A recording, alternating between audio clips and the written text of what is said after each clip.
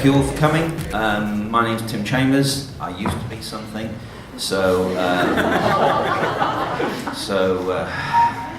I was asked to be the bogeyman today. So we've only got 45 minutes. Let's not waste any time. What is the live music industry? First slide, I suppose, then please. Next one, then. Fantastic, there's the panel. Let's move along. This is all going so well. There we go.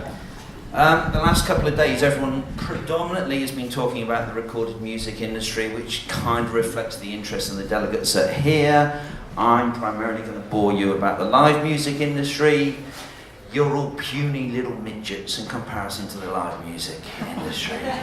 Live is where it's at, and basically people are finally cotton on to that. This is from Nielsen, published at the end of last year, a very expensive report. I had to beg to get a copy. Basically, 52% of all spending on music is in the live environment. When you look down there, you'll have to look long and hard to find where the recorded music or the publishing element is. That's because you don't matter anymore. Future is live. Live is where it's at. Let's go on to the next slide. So, the problem with live is it's incredibly difficult to ascertain exactly how big it is. Will, who's from Spotify, has done some amazing work towards the end of last year where he was able to say that recorded music globally was approximately $23.5 billion. These are extracts from the Polestar end of year reports, which was able to identify that live in the US alone was approximately $20 billion. So live in the US is about as big as the whole of the world for recorded. The problem with live is it's a very immature section. It's a teenager industry that's only just learning about taxation, IP rights, health and safety, collective bargaining, trade union representation. So it lies and it cheats. Continually, all the major players lie and cheat. How do you know they're lying? Their lips are moving. However, next slide. In comparison to recorded music, the artist is where it's at. Unlike the revenue share that you get from recorded music, in live, historically artists went from a fixed fee to 70-30. Now if your manager isn't getting you a 90-10 split, change your manager. At the top tier, and I'll say the next bit very slowly and very clearly, at the top tier, major international touring artists are receiving up to 100% of the stated ticket face value, if not more. I'll let that one sink in just for a moment. The artist negotiates via their management and agent with the event promoter producer, who historically was the bank for the event. In the case of U2, they're the bank, so even that relationship is changing. The promoter-producer then negotiates with the venue, or when they're putting together the festival, the Greenfield site. This also gives you some insight why vertical consolidation is so interesting. Then you have the media partner and sponsor, banking services, telecom, social, all those other co-marketers, co-presenters, all those others involved in the live event. Then you have the ticketing company, then you have the consumer. Everyone, but everyone who's involved in that entertainment live value chain has got their hand out. This may be shocking to some of you. So, at the top, major international touring artists will charge her promoter €4 per ticket above face value. The promoting entity, let's call them a major international US-based live promotions company, will then put their margin. So the €100 ticket is €104 by the time it leaves the virtual hands of the artist. It's now €112, counting. They then come to an agreement with the venue. The venue wants a house allocation, 40, 50, 60, 70, 100% of the ticket allocation. We then need the media partner, the preferred credit card pre-sale with Amex. The Yahoo streaming, the whatever. Then the ticketing company, their job is to say it's all about the convenience of 24-hour on sale and delivering tickets to the end consumer, and we do a wonderful job. Not the lying, whoring, two-faced, fascist, homophobic arseholes who've all got their hand out before it gets to the end consumer, which is why, to you, sir, 140 euros a ticket. Now, of course, none of you are like this, and none of you get involved in live to be like this, because it's all about the music. It's a business. Get with the program. Okay, if you don't take my word for it. Dean Budnick, Josh Barron, lovely little book, Ticketmasters, it tells you about the development of service fees. It names the guilty people. Nice little history book. It's a lot more complicated. I mean, it reflects their jam band background in the US, the reality is a lot more complicated than that, and a lot more evil than that. And everyone lies, steals, and cheats. Just have that as a working principle. Like the people you work with, but everyone is lying. Except our panel, surely. They're lovely. No, these are all nice people. The whole audience are nice people.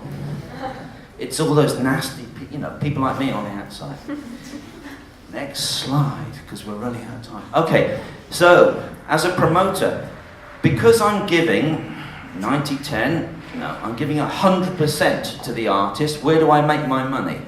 I make my money from the retrospective period-based discounts on the venue hire, production services, artists, car parking, food and beverage. I don't own the IP on the video stream, but I package it together and I sell it to Yahoo, and anything that's not artist-specific, not specific to the event. I like festivals, however, because I can diminish the economic authority of individual artists. I put them all on the field. I call it emerging musics on day 3. I'm paying them less. It's all part of the holistic kind of, and then I move to cashless and I get the breakage on the food and beverage, and I can finally find out how many hot dogs are being sold in my field. Do you get it? They're all screwing you. Don't take it personal, though. What didn't I cover off there? Next one. Disclaimer. That'll do. Right. Now we come to the good guys. So we have Susie from Muziekgebouw. We have Chloe from Band Square. We have Lauren from End of the Road, and we have Alex from Sky Tickets, and other things. I'm aware. So people aren't defined by their day job necessarily. These are the good guys. They're going to tell you where they fit in that economic ecosystem, why they're making a difference, why they're making a change. Are they helping to grow the overall cake bigger, or are they just simply fighting for a bigger slice, or are they seeking some of the leftover crumbs? So, let's start with Muziekgebouw. Oh, again. So I think everybody's probably now with board of hearing what Muziekgebouw does. It's essentially a direct-to-fan platform for musicians to sell stuff to their fans directly.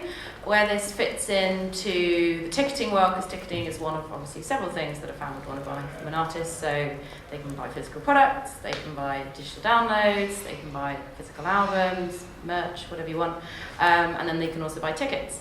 And where this comes into the ticketing world, and where we see some of the tensions that have been not even alluded to, jumped up and down on and shouted about, is really where it comes to allocations. And that's one area where we really try and support our artists as much as we can, because it is difficult. There are a lot of players, there's a lot of different tensions. There's a lot of different tensions that before I came into this world I had no idea that they existed, and yeah, that book's brilliant. And it's really tough trying to get the allocations for the artists to be able to sell to their fans directly, their core fans, but it is worth the fight. What we often see is that it's quite an incremental gain, so you'll get a little bit more for one show, then you'll get a little bit more for one show, and where you really start to see traction is where the artist sells their ticket allocation quicker than the venue sells their ticket allocation, as Rowan was alluding to yesterday. So that's, I suppose, really where we come at it and what we do.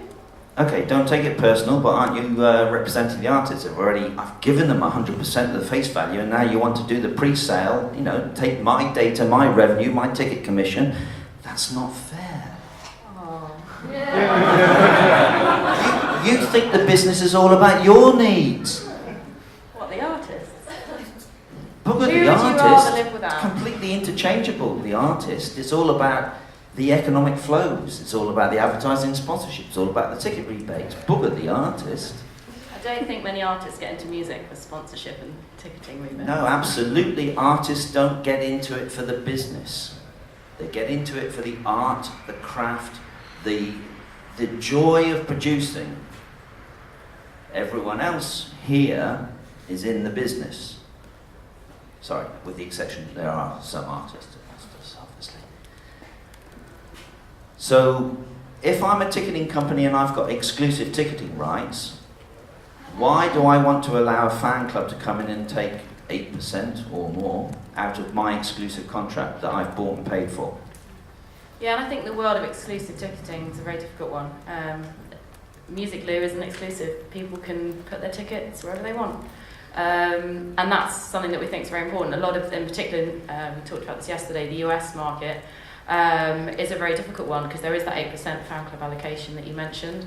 But venues have been, and venues struggle, and we're seeing this happen a lot as well in the UK. A lot of the independent venues are really struggling, and it's very sad. And it is because, as you said, there's economics. There's so many people go in so many bits of that value chain where value can be taken out, and then you have things like Dice, where obviously for consumers.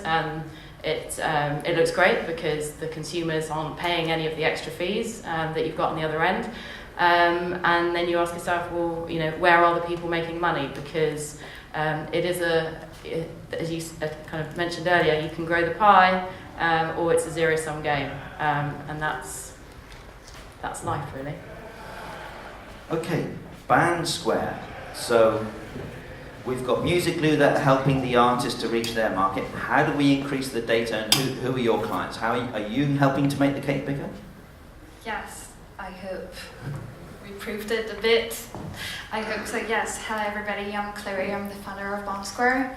And Band Square is a startup based in Paris, sorry for my French accent. I'm gonna make some effort. Exactly, we're trying to make the cake bigger and we're taking the data part of it. So we're helping managers and artists to collect and data for touring, amongst other data capture campaigns. Basically, they use us as a service/CRM tool to map the fans' demand. So we help them to get these beautiful map geolocated of the demand and of the potential revenue for tickets, for merch, for anything else that they need to sell to their fans. And we have that through the socials. So we convert their socials, and I'm including YouTube and I'm including Deezer with exclusive partnerships that are beautifully signed. So we gather all the socials and we convert them into qualified database. They can have access to those databases. They can also send emails to those databases through Band Square. So basically, we're upfront Muziekgebouw. We're helping any artist to gather enough demand and enough intentions, engagement through emails, through profiles inside, and through card details, so that they have only one button to send press, to send an email and say, hey, here are our tickets on Muziekgebouw or anything other ticketing system. Okay, so an artist can contract with you. You do this great data search and analytics, and you say this is where your audience are, and you can do profile, email campaigns and other SMS, call to actions, and then, damn it, the consumer is going direct to the artist. It's a direct-to-fan platform, so... Yeah, I'm the promoter. I've taken the risk on this event, and you're diverting customers away from me. Surely that data's mine. It's my event. I'm the bank. You're the bank, and we're helping you not to think through a black box. But you're giving the data to the artist, or to the venue, or to the record company, or to... You're fragmenting. I want it all to come to me. It can, if you're quicker than the artist. The artist comes to us because, as we just said, which is very relevant, they are not into the business. And even if they have an entrepreneur mindset, question is still, I can collect data, it's been a buzzword for the past 5 years at least, but what can I do from this? And this is where you put all the different parts aligned. Of course, the promoter was keeping the data, the ticketing system was keeping the data, and this is something which was valuable to them. But today, artists, even if they don't have an entrepreneur mindset, just need to know where the fans are and where they are demanding exactly, and not only from a money perspective. Okay, data. Lauren, when you're setting up End of the Road Festival, how important is data, knowing your consumers, how to market and profile your festival? How important is that? It's very important. We're quite lucky in that we're a fairly established festival with a very unique audience, and the shift is probably pretty minute each year. You know, they're real music fans. They come to the festival because they trust the taste of the bands we book and they love the atmosphere. We have all that data because we do our ticketing in-house. We do all our social media in-house.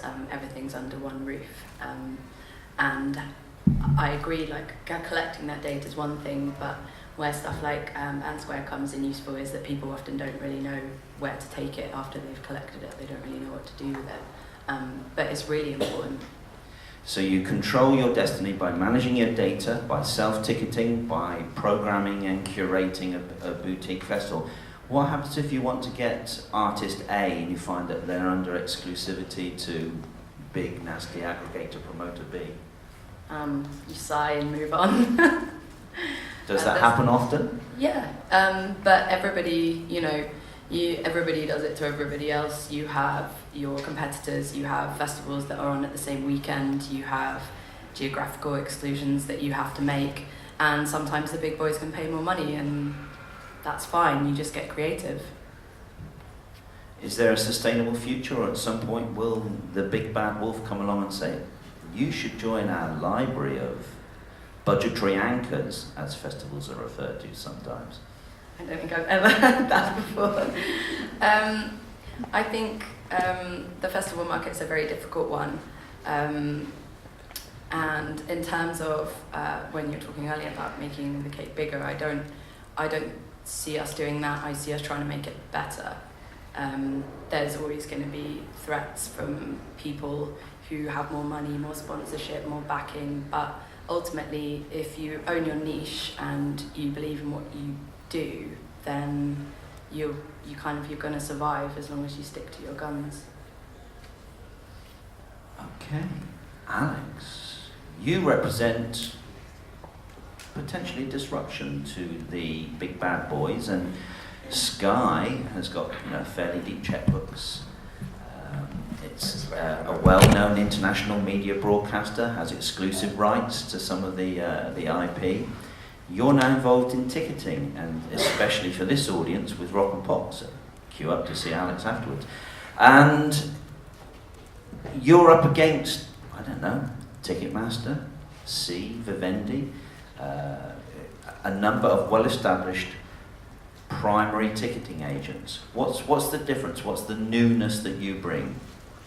I didn't realise it was going to be an episode of Jeremy Kyle, but let's crack on. So essentially, for those in the room who don't know, Sky Tickets is a new initiative, and we've actually started it predominantly in the sporting world, where we have 7 million subscribers to Sky Sports.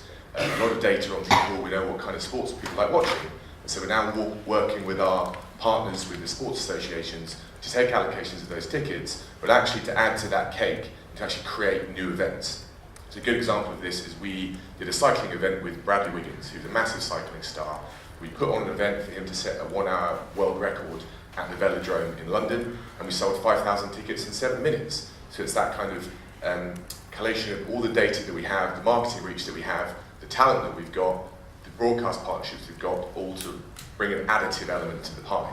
So the sporting side of it is going fantastically well, and I was thrown a ball before Christmas and said, hey, why don't we do this in music and entertainment as well?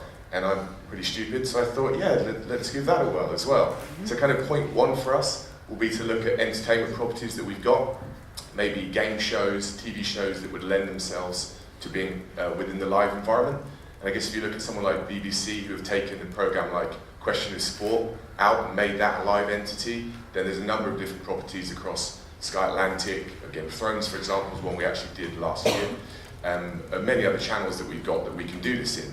And my job at the moment is to get my head around the best way for us to get involved with the music world and where the best space for us to play is. And hand on heart, as much as I'd like it to be, it's not going to be with the gigs at XOYO with young hip hop artists or whatever it's going to be. It's going to be more middle of the road stuff that fits the kind of brand profile that we have.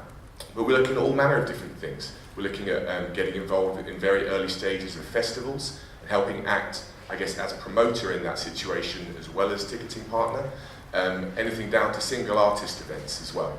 And so, unfortunately, I can't talk a huge amount about the stuff that's coming up, but you will see stuff starting to be announced over the next few months that will indicate a real ambition of ours to come into the industry, disrupt, yes, but not kind of set the cat amongst the pigeons. We're looking to kind of create new stuff entirely that means we're adding to people's appetite for live events. And I think the figures earlier showed that people are willing to spend more on live events. And I think it's a job like us and guys like you to create new events for people to buy tickets to. And I think there's an advent of a lot of immersive stuff coming out as well. And I think there's a whole opportunity to create a whole new range of events that people maybe historically wouldn't have thought to go to that are out there. Things like secret cinema, all that stuff I think is fantastic. And that's where we'll be sort of centering ourselves. Thank you. You've done the panel good. Okay, so there we go. So the future isn't just vertical and horizontal consolidation by big business. There's also new entrants, there's also a plurality of voices, there's also different distribution models, there's also different players, there's new technologies, there's new entrants. The future, which is kind of what the panel is about, is, as Alex just touched upon, is there's going to be further fragmentation, there's going to be further voices, there's going to be further avenues of opportunity. There's never been a more exciting time to be involved in live than now. Other than perhaps in 5 years' time it'll be more exciting, but if we knew that. But now is the time. It's all up for grabs. Don't assume that just because you're told it has to be X, Y, or Z, that that's the way it has to be. You can be creative, you can be emerging, you can adopt new technologies, new systems, new partnerships and new economic models. And this panel is a great example of new within live. FastForward is a great example of new thinking collectively. New developments. Roadblocks to that. Anyone want to comment on Songkick versus Ticketmaster lawsuit? I've actually read the first 14 of the 68 pages of that. It's quite an emotional text. It is. Yeah, it's a good read if anyone's got 4 or 5 hours spare. But it actually lays quite stark that there is a bit of a barrier to entry in this world. And I think Songkick are disrupting very heavily with a combination of their artist-friendly approach and their technology. And I think there are 2 good examples here on my left of the technological side as well, and Susie alluded to DICE. There's going to become a real stream of disruptors from the technological side, and I think what will help them is to work with curators, such as Lauren, to basically get the proposition correct. And I think people like Ticketmaster, not that I'm going to say anything negative about them, I think that they will have a lot of challenges coming towards them from multiple different areas. Okay, that's one viewpoint. Before anyone gets too carried away, don't look for saviours out of new technology. Silicon Valley's not on your side. They run everything via an algorithm and they think that that's all that matters. They don't really care about people. I speak from personal experience. And I'm not here to criticise Sunkick, but ultimately they're owned by Access Industries, which are the guys that own Warner Brothers. Follow the money.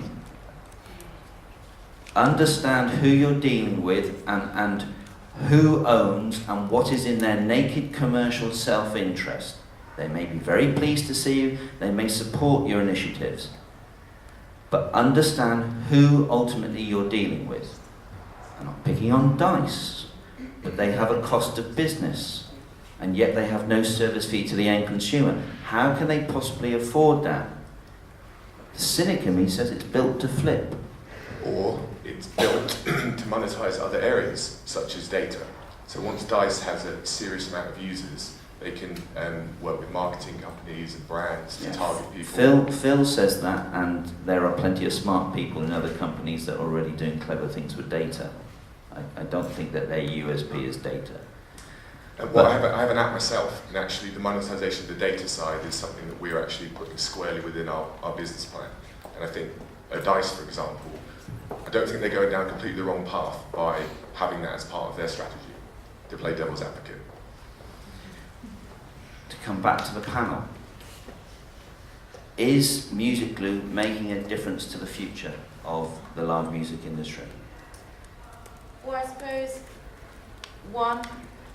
it's a relatively loaded question. Of course, we think we are. The one area where we think we've seen quite a difference already in terms of where we've had impact is we've been much more focused on the UK market to date than we have been in the US. We're now expanding in the US. But we've seen, and as the Songkick legal case points to, the US market is much more wrapped up. It would be very egotistical of me to sit here and say that Music Glue solely is responsible for the fact that that it's a lot freer in the UK. It's obviously could be a lot better, but we plan to continue to help to try and get more power, more control going to the artists as much as we can. The other bit that's important to say, I think, in terms of where we fit in the future of ticketing is that we're not a ticketing company, and it kind of gets my back up a bit when we're lumped in with ticketing companies. For better or worse, we're a service for artists to be able to sell whatever they want to their fans, and I'm biased, but that's where I really see the future of this, that as a fan, as we saw in the gaming presentation earlier on, you don't just want the ticket, you want the t-shirt, you want the album, you want that experience, you want the option to maybe pay an extra, even if it's a silly amount of money, 500 quid to go and see the sound check, or whatever it might be, or an extra 50 quid, or an extra £5 if it's a new emerging artist.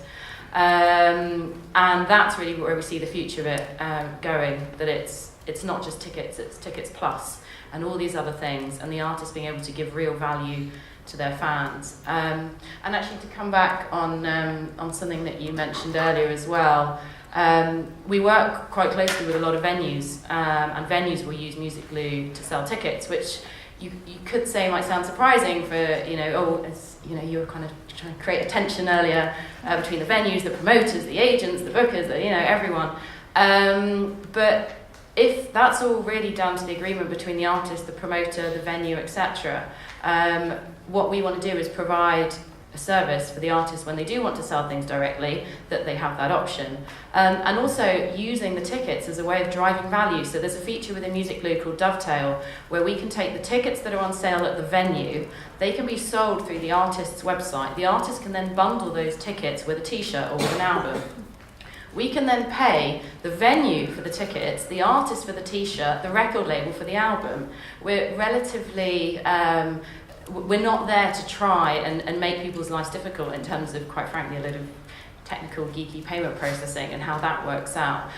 What it's saying is that if you're going to buy a ticket, then you've got that customer there, then you would be nuts not to try and upsell them other things. Actually, I was just talking to a lady earlier who said she bought some tickets for the Villagers on Music Glue last week, and she was like, "You nearly got me, I nearly bought the vinyl too." So nearly, unfortunately, was the word, but that's exactly the point. It's all about trying to find ways for artists to get more more money, more control, more power, and for the fans to be able to interact with them more easily. We're not trying to con people into buying products that they don't want to buy. These are things that, quite frankly, otherwise fans might not even realise are available for them to buy. So one aspect of the future is bundling and packaging. Yeah. Live is one of the few sectors where the open API in the travel agency, you go to Expedia or any other favoured website, you can buy travel, accommodation, a taxi rental, an Uber, whatever. Within the live entertainment industry, because of a series of closed user group political and economic factors, there isn't that openness, there isn't that API, there isn't that willingness to share. Technically, you can share data. You can share barcode algorithms so that multiple ticket agents can all be scanned by a single system at point of entry. But there isn't the political economic willingness to do so within live. Does data help change that? Well, when it comes to data, you have to think about who is owning it and who pays for it and what are the results of it. It's not collecting data for just collecting data, as I was saying. So the way I see data can help this industry, leveraging of data, is the way we can ask questions directly to fans about what they want. And keeping in mind that you are artist-centric. If you speak on behalf of the artist, if you say where you'd like to see me tour, what kind of merch you would like to buy at this event, you're really putting two major trends that I see, and I'm not prophetic, I don't want to be Cassandra either, but there are two major trends that you can already see and feel and that will be major to me, which are being artist-centric and ask questions directly to fans on demand and real-time answers. And from that, if you think about data from that perspective, then it's complementary to all the data that ticketing websites can have. It's not only measuring what did they buy and how many times did they buy it, and exactly where they went in the festival through cashless, for instance. You're also collecting insight about the demand and what they really want to have. The whole idea of that is really to push the right content at the right time. So the best way to do it, not to spam everyone, because I think that email and phones, mobile text messages will stay a bit in the industry to really reach people. And from that, you don't want people to be spammed. So if you're in a perspective of asking them directly questions, you want to be sure that you're not spamming them and that you can still bring value years after years from what they're saying to you. Okay, apart from the problems of spamming individual consumers, who owns the data? The data that you collect, who owns it? The data is incredibly shared with the artist. No, sorry, wrong answer. And we own it. I own my data. We own the data. If I opt to share it with you on behalf of your client, but my data's mine. Yes. This is different in Europe broadly than it is, say, in the US. In the US, you're going to get spammed. In Europe, it's as fundamentally different as opt-in, opt-out. So in Europe, if the consumer permits, yes, exactly. then you can share along with the definition of the data capture at the time that they enter into the relationship. Exactly. So you can only really share the data with your client. Yes, I can share everywhere fans ticked and opt-in. All the opt-in fans on Bomb Square that came directly from the social of any artist can be shared with the artist. And the beauty of it is that they can even download the data on Bomb Square. Okay, so we're covering off the future. What's the future for festivals, Lauren? How are you going to survive with your nice, curated, friendly artist, friendly community, fun fair, literary stage? What's the future for festivals? Obviously, I can only speak for End of the Road. More of the same. The kind of artist-friendly thing is one of the most important aspects to our festival. Artists feel relaxed and at home and want to come back just like the fans. And we have an audience, maybe it's a bit old-fashioned, but nobody wants to see like cashless technology at End of the Road. Nobody wants a chip in their wristband. They just want to buy some beer with the cash that they have because it's worked for centuries. But Lauren, think of the margin you're losing. That should be yours, not the consumers. Yeah, but festivals exist with many margins, so we make them where it's fair and we leave them where it's not. So, choice, artist friendly. Sorry, I'm too idealistic. Are you sure you're in the music biz? No. I can see a trend for festivals, which is also asking fans who they would like to see in the festival, not asking them like blank, fill a blank. We survey our audience basically after every festival, and you get a lot of the same requests every year. There's only so much you can do. We had, I think this year, we announced our lineup on Tuesday, and we had someone saying, I asked for PJ Harvey, LCD sound system, and the National. I was like, okay, do you want to pay like £500 for a ticket? Then maybe we can deliver. So opening that up in such a direct manner is maybe more trouble than it's worth. Like, we listen to our customers, and you know, people were asking for Sufjan Stevens for like 10 years, and we finally managed to get him last year. So it's just, a lot of it is a case of luck and timing and a band's tour schedule, which I guess are nuances that not maybe your average ticket buyer knows about. But yeah, audience feedback is one of the most important things. Could be audience feedback on the selection of artists that could be interesting for you in terms of who is really bankable. But the artists, the selection of artists, can be severely limited in the future, because I'm a big bad promoter over here. I want the exclusive UK, not just for the headliners, but for the mid-tier, the mid-afternoon slots, because I'm offering those artists 30 nights across Europe. So I don't really want them playing Lauren's boutique, nice, friendly. Well, I think the thing then to do is to not get trapped in the rut of chasing a headliner. Like End of the Road, everybody loves talking about headliners, but End of the Road, the whole lineup is like as key as the headliners. And if you're just chasing those same bands that everybody else is chasing, you're not giving the newer bands a chance to headline, and you're not maybe giving the artists that should be headliners but maybe never have been before a chance to go for it. I mean, we've got Bat for Lashes headlining this year, and I don't think she's ever headlined a festival, but she's an incredible artist and she deserves to have that.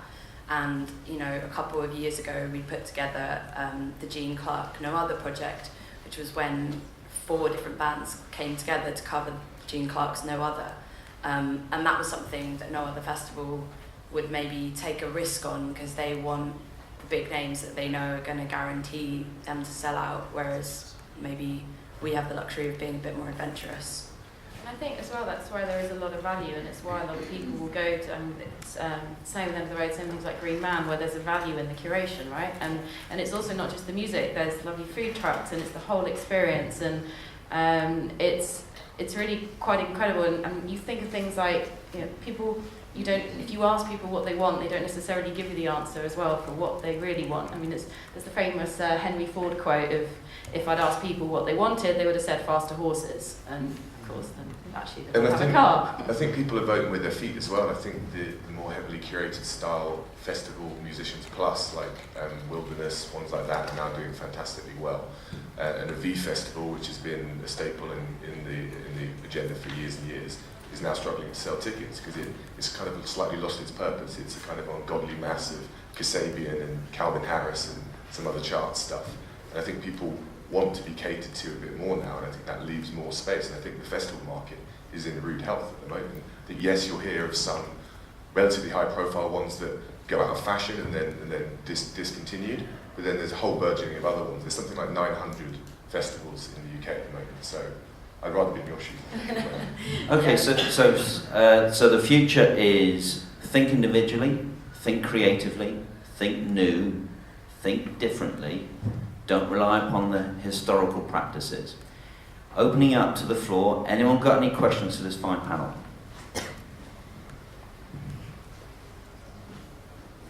Any volunteers? No, we've not asked a question all week. Got a burning question.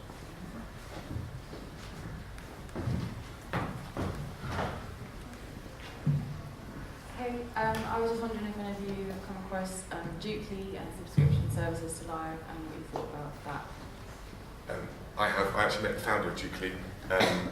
Fantastic idea. I think the problem he'll have, and them in general, as you alluded to earlier, is the big bad promoter. And it's a problem Dice will have, people like that. You can have my dog dead. You can have my dead dog of a gig.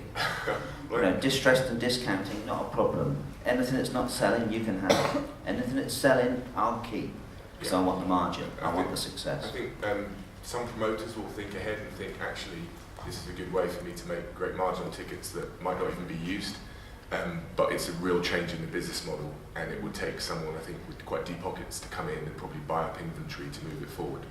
And when you're existing on VC-funded cash piles, they don't last that long, and you buy up a whole load of tickets and you can't get enough subscribers, then you run out of money real quick. So fundamentally, I love the model, and I wish them all the best of luck, but it's going to be a tough road. And wearing my big bad promoter hat, I like the model too. Come and work for me. It's better than Groupon Live. It's just a sexier way of getting rid of or new and emerging music. That's how I dress it up.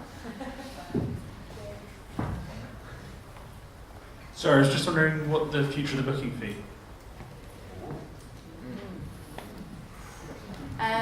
So yeah, this is a really interesting one, and it's shifting loads at the moment.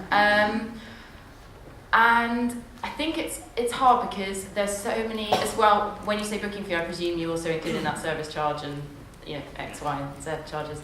As a consumer, I think you need to feel that whatever you're paying is fair, and I think there's a huge lack of transparency of knowing when you're going to buy a ticket, what is that service fee going to be on that particular website, and you will look on certain sites for tickets and the fees, and whether you've got a service charge, a transaction charge, a booking fee, and anything else will vary widely, even within a site across different gigs, because it will depend on the agreement made with the venue, with the promoter, with the artist, with whoever.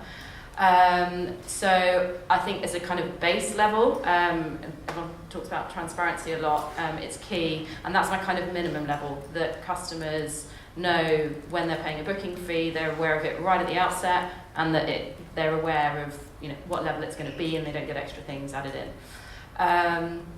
In terms of whether they're going to disappear and go down, I would be surprised if they disappear, because of the way that the structure's built over time, such that the booking fee is one of the main ways that a lot of the venues make their money.